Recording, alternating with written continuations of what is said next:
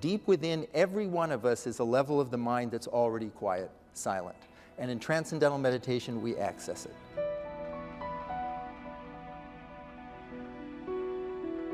So do you prescribe this to people now? Yeah, I use it in my office for my patients all the time. They don't always take the advice. It seems too simple. And I'm not saying, listen, you know, if you don't have heart surgery, go out and do the TM, and I'll see you in a year if you're alive.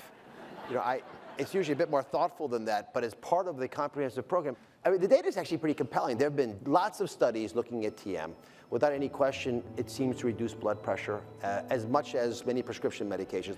And if I can give you a solution that reduces blood pressure, which is the #1 cause of aging, that doesn't require medication, I think we ought to take advantage of it. What does the science say about what it does to the brain? The brain, as you know, gives off electrical signals, and the pattern of that is called the EEG, and it has different waveforms.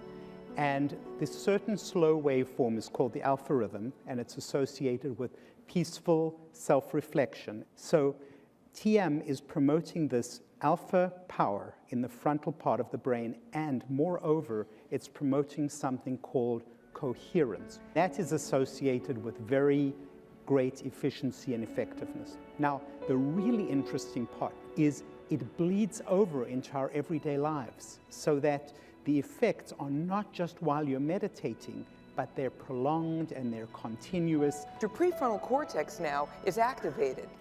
And now this is the CEO of the brain. This takes care of things like planning, strategizing, organizing, reining in impulsivity and creativity. This is also the fount of creativity. And you see this very interesting state of being alert but being restful at the same time.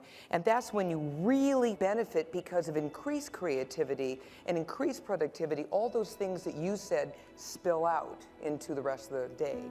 You know things are going to come at you. But if you're just calm and you realize just that's what reality brings you. It brings you things you want and brings you things you don't want, and you just have to deal with that reality. And that equanimity and the acceptance of reality is something that's much easier with meditation. Meditation, more than any other factor, has been the reason for whatever success I've had. I use it as a tool to make me more effective in the way that I manage my time. And the more that you do it, the more you feel different. And not different like, oh my God, I'm superior. It's just like, you know what? I'm a little bit more in charge of my destiny right now. I'm maybe a little less likely to feel tremendous disappointment or anger or anguish at the situation at hand in the restaurants. And it's more like it gives me a wider base from which to see more opportunities. I think in the West, we think life is lived from the outside in. That we have all these signposts about going for more of this and more of that. And it's almost like trying to sit on a two-legged stool, money and power, and we're missing the third leg of the stool, which is about our well-being, first of all. That involves sleep and meditation. It should not be normal to end up with a heart attack in your 50s if you're successful. I mean, that should not be the price of success. It should not be normal to have 75% of our healthcare costs being because of preventable, chronic, stress-related diseases. I think you're one of the people who's out there now making it cool to take care of yourself, and that's what we do in magazines as well, is we really teach women that it's okay to take care of yourself. I think we are turning that corner a little bit, where my kids were, you know, younger and they were after me for certain things and I felt like I had absolutely no time to get to them. I used to say to them, you know what, the mommy that you have right now is not the mommy you want, believe me. Give me 20 minutes and you will have the ideal mommy that you're much happier with.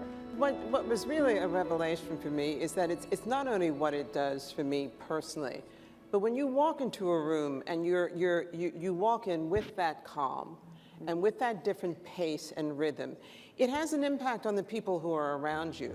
And particularly if you're in a leadership position like everyone here, you set the tone, you bring it down, you are the calm, and you set that as the pace for the workplace. You learn a technique, do it, incorporate it into your life, and then your family will benefit, your job will benefit, and most importantly, you'll benefit. Bobby Roth, thank you for putting this together. Appreciate it. Really good. Really good. Thank you.